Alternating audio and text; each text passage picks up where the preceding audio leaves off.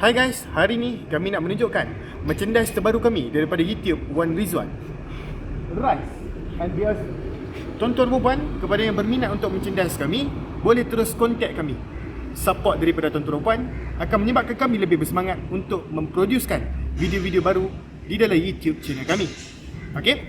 So tuan-tuan perempuan, jangan lupa juga untuk stay tune dengan YouTube channel kami kerana banyak lagi giveaway yang kita akan buat pada masa hadapan.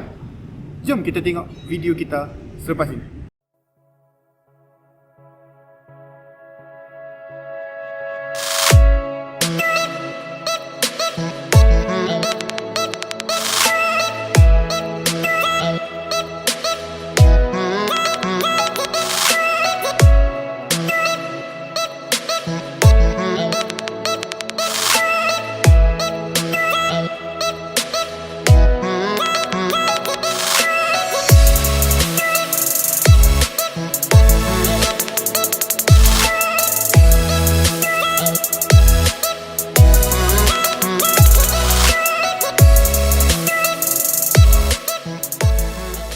Dan di sebelah ni, selalu dah pun kita buat review, iaitu Head Racing Thailand 2327 Espada untuk WAVE100 ataupun EFI Dream.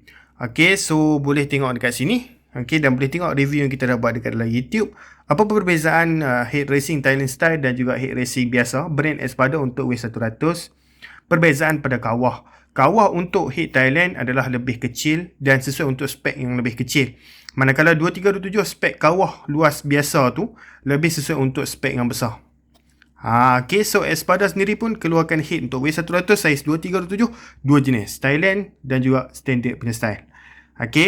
Standard style dengan Thailand style ni beza kawah besar dan kawah kecil. Saiz sama 2327, cuma beza kawah besar, kawah kecil.